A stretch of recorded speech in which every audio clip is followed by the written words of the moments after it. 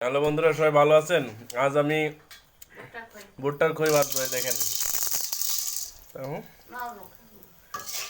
এই যে এভাবে একটু করবেন। আগে এলো লবণ আর তেল দেবেন, তারপরে এভাবে নাড়তে হবে কিছু সময়। হুম কিছু সময় নাড়তে হবে। নাড়ার পরে এবার এই ঢাকনা দিয়ে এভাবে ঢেকে দিতে হবে। ঢেকে দিলে দেখবে ফোটা শুরু করে দেবে। খইগুলো যে এরকম হচ্ছে, এই যে ফোটা শুরু করে দিচ্ছে, ওর ভিতরে খই শুরু হয়ে গেছে।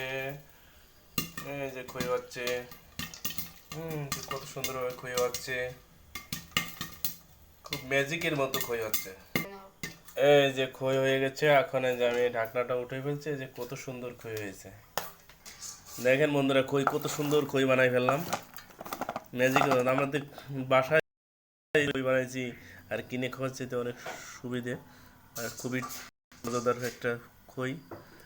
সবাই ভালো থাকবেন, ধন্যবাদ সবাইকে, ভালো।